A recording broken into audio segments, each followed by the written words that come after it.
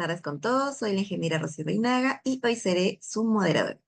Sean bienvenidos al webinar Construyendo Economías Resilientes al Déficit Fiscal, mediante el cual buscamos informarles que la economía ha mostrado características de resiliencia pese a los desafíos recurrentes externos y dificultades internas.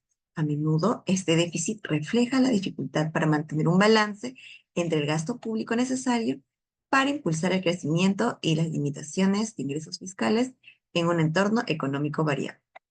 El día de hoy nos acompañan 4 expertos en materia económica, quienes nos estarán compartiendo sus respuestas a interrogantes relacionadas al déficit fiscal.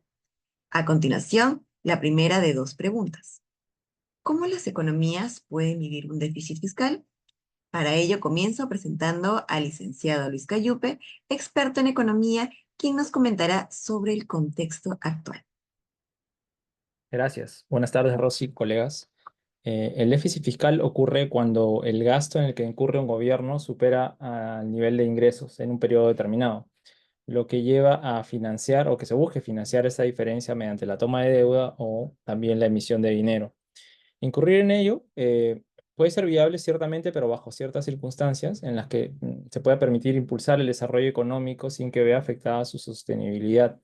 Un claro ejemplo es el de la construcción de la gran infraestructura, que no solo genera empleo directo, también indirecto mediante los encadenamientos productivos. Aumenta también la productividad a largo plazo al mejorar la conectividad, salud y educación, por ejemplo.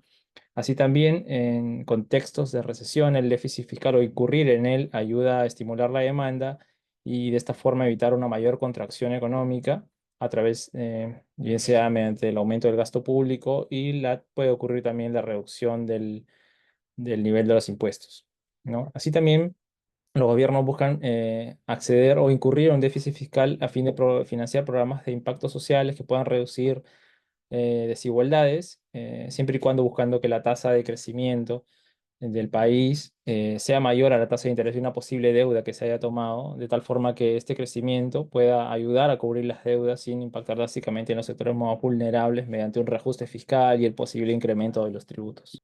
Muchas gracias, Luis. Asimismo, presento a la economista Elizabeth Ataipoma, quien nos comentará sobre un caso nacional. Así es, Rosy. Por mi parte, comentarte que el último déficit significativo en nuestro país fue en el 2020, debido a la pandemia de COVID-19, en donde alcanzamos el 9,2% del PBI, esto debido al aumento del gasto público y a la caída de los ingresos. Desde entonces, el gobierno ha intentado corregir el déficit fiscal, pero la recuperación ha sido progresiva, representando hoy en día un desafío persistente para la estabilidad fiscal y la sostenibilidad de la deuda pública. Muchas gracias, Elizabeth. El Estado peruano tuvo muchos retos durante la pandemia de COVID-19, pero a la fecha se siguen sumando esfuerzos para cubrir la brecha a través de diferentes fuentes de financiamiento. A continuación, presento a la licenciada Dayana Bendezú, experta en economía, quien nos responderá en relación a experiencias internacionales. Repercusiones. Gracias, Rosy. Pasaré a explicar un poco de experiencia comparada, como son los casos internacionales que tenemos en Sudamérica más resaltantes, como son Argentina y Bolivia, las malas experiencias que hemos tenido con el déficit fiscal para el caso de Argentina, por ejemplo. Eh, Argentina ha sido y mantiene un problema estructural que ha persistido a lo largo de su historia, teniendo un déficit fiscal financiero en 113 años y un déficit primario en 82 años. Esto refleja una tendencia crónica a gastar más de lo que se recauda. Este déficit se manifiesta de 2 formas. El déficit fiscal financiero, que incluye todos los gastos y los intereses de la deuda, y el déficit fiscal primario, que excluye estos intereses. Esto indica que solo en 10 años se logró un superávit fiscal en el país. Las causas del déficit son múltiples e incluyen una alta dependencia de la emisión monetaria para financiar el gasto público. Mantienen un sistema tributario ineficiente y elevado gasto en subsidios y programas sociales. A su vez, tenemos también el caso de Bolivia. El déficit en Bolivia ha alcanzado niveles muy críticos, superando los 5.500 millones de dólares, lo que representa un récord histórico para el país. Este déficit es el resultado de diversos factores económicos y políticos que han afectado la estabilidad financiera de su Estado. La economía boliviana depende de gran medida de la exportación de hidrocarburos y la caída en los precios internacionales del petróleo. Así, asimismo, el gas ha reducido significativamente los ingresos fiscales. Además, el aumento del gasto público en áreas como salud, educación, infraestructura han contribuido al crecimiento del déficit, pese a que son necesarios para atender las necesidades de Bolivia, de su población. La recaudación tributaria también ha disminuido debido a la desaceleración económica y su evasión fiscal, lo que agrava aún más esta situación. Las consecuencias del elevado déficit fiscal son bastante preocupantes, porque podría llevar a un aumento en su inflación, erosionando el poder adquisitivo de las familias y a una depreciación de la moneda boliviana, encareciendo las importaciones. Esto también podría aumentar la dependencia del endeudamiento externo, haciendo al país mucho más vulnerable frente a estos choques económicos. Muchas gracias, Dayana. Continuando con las experiencias, presento a la licenciada Stephanie Flores, experta en economía. En América Latina, frente al confinamiento, cierre de actividades productivas, varios países enfrentaron grandes desafíos económicos. Asimismo, estos países optaron por el déficit fiscal para mitigar los efectos negativos de la pandemia y así fortalecer la capacidad de recuperación económica a mediano y largo plazo. Por ejemplo, Chile combinó políticas expansivas con acceso a financiamiento externo y una gestión prudente de la deuda, priorizando la protección social y el empleo. Asimismo, mantener una disciplina para evitar una crisis económica posterior. La efectividad de las medidas económicas que tomó este país permitió reducir la desigualdad y facilitar la recuperación en los sectores más vulnerables.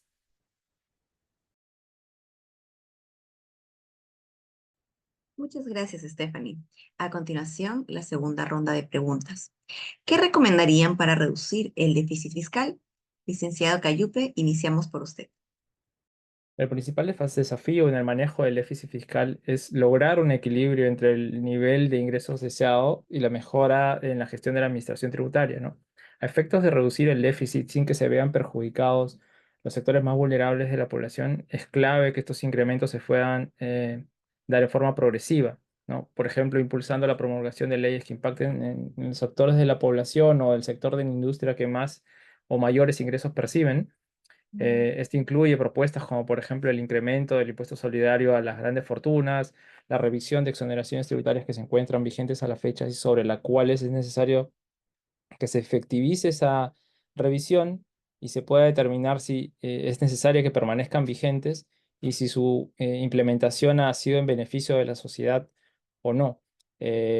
Así también la SUNAT como entidad pública encargada de la recaudación debe fortalecer sus actividades de fiscalización haciendo uso de las tecnologías de información de las que dispone para poder identificar y dirigir eficazmente sus acciones sobre los evasores. Así también poder fortalecer sus actividades o campañas cívico-tributarias que puedan promover el cumplimiento tributario, sean estas en colegios o instituciones educativas en general, y fundamentalmente como acción bandera, consideramos fundamental que se pueda ampliar la base tributaria únicamente consideramos que se puede lograr mediante una reforma que debe plantear específicamente incentivos y facilitar el cumplimiento de las obligaciones tributarias y no al contrario, sobre todo contextos de alta informalidad como el peruano. Ello implica pues que se puedan replantear estrategias para atraer a las micro y pequeñas empresas que son el motor de la economía, haciendo el sistema pues que sea más accesible para los contribuyentes. Muchas gracias, Luis. Economista Teipoma, ¿qué recomendaciones nos compartiría? Desde mi experiencia, recomiendo optimizar el gasto público. ¿De qué manera? Identificando los programas ineficientes. ¿Cómo así? En nuestro país existen diversos programas que abarcan diversos sectores y que estos buscan mejorar la calidad de vida de la población más necesitada. Sin embargo, la evidencia muestra que con el pasar de los años, el gasto corriente de estos programas se ha venido incrementando pero este incremento no ha favorecido el cumplimiento de los objetivos. Por ejemplo, en educación, seguimos presentando resultados desfavorables en la prueba PISA 2024, en donde nuestro país se ubicó en el puesto 7 de 12 países latinoamericanos. En salud aún tenemos problemas en desabastecimiento a ciertos medicamentos, sumado a precios elevados. En agricultura existe una mala gestión y planificación del agua. En 50 años no ha habido una debida descolmatación de represas, mantenimiento y tampoco construcción de reservorios. En cuanto a trabajo se refiere, según el INEI, en junio del 2024, el número de ciudadanos desocupados que buscan empleos ha incrementado en 16,7%. En vivienda tenemos que existe 1,7 millones de familias que no cuentan con vivienda o cuentan con una vivienda en malas condiciones. Además, el 73% no cuenta con acceso a agua gestionada. Y así podemos seguir enumerando en líneas generales las deficiencias de los programas en donde es necesario optimizar el gasto, es decir, no medirlos por el monto ejecutado, sino por los resultados alcanzados u objetivos logrados. Muchas gracias, Elizabeth. Licenciada Benezú, según su opinión, por favor, ¿cuál sería su recomendación? Gracias, Rosy. Bueno, una recomendación que podría brindar para reducir el déficit fiscal es la renegociación de contratos con proveedores, ¿no? Creo que es una estrategia fundamental para reducir el déficit fiscal, ya que permite optimizar los gastos y mejorar la eficiencia en la gestión de recursos públicos. Eh, una manera de poder renegociar este tipo de contratos es evaluar las necesidades y los costos, analizar qué tipo de contratos existentes se les contamos en el Estado y se le puede identificar las oportunidades de reducir dichos costos. Es importante también tener relaciones sólidas con los proveedores para poder facilitar este tipo de negociaciones. Eh, Podemos evaluar también, por ejemplo, propuestas de descuento por pronto pago, ¿no? Ofrecer descuentos a cambio de pagos anticipados para mejorar nuestro flujo de caja. También podemos ver revisión de las cláusulas contractuales, ajustar cláusulas existentes para poder reflejar cambios económicos y facilitar condiciones mucho más favorables, ¿no? También es importante implementar la tecnología, implementar herramientas tecnológicas para gestionar relaciones con proveedores y optimizar nuestros procesos de compra. Y también un factor importante es poder darle incentivos para proveedores, ¿no? Ofrecer incentivos como compromisos a largo plazo para motivar a los proveedores a aceptar estas mejores condiciones, ¿no? Y yo considero que en nuestro país es muy importante revisar los contratos de concesión, los tan sonados contratos de concesión que llevan a cabo para casos de infraestructura, renegociarlos por cambios económicos, porque se ha visto que hay muchos incumplimientos por parte del Estado, ¿no? Los contratos también con las asociaciones público-privadas, y eso nos permitiría, por ejemplo, un ajuste en términos financieros o técnicos ante cualquier imprevisto que puedan afectar los proyectos, ¿no? Asimismo, los contratos de suministro, de obras públicas, y renegociarlos en cuanto a los plazos y costos debido a los retrasos que pudieran afectar los alcances del proyecto. Muchas gracias, Dayana. Y finalmente, licenciada Flores, ¿sus recomendaciones cuáles serían, por favor? Muchas gracias, estimada Rosy. Mi recomendación es mejorar la gestión de la inversión fiscal pública, ya que es un elemento fundamental para asegurar una trayectoria fiscal sostenible. Además, priorizar los recursos que generen retornos económicos sostenibles y social, como infraestructura, educación, salud y reducción de la pobreza. Asimismo, es necesaria una evaluación continua de impacto de la inversión pública, como el análisis costo-beneficio, para evitar el despilfarro de la asignación de los recursos. La ausencia de una correcta articulación entre los distintos niveles de gobierno obstaculiza la ejecución de proyectos de manera eficiente. La lentitud y falta de capacidad en los niveles de gobierno genera sobrecostos en la inversión pública. Además, Es necesaria la implementación de políticas robustas de transparencia y rendición de cuenta que garanticen el uso de los recursos públicos de manera eficiente en beneficio del desarrollo nacional.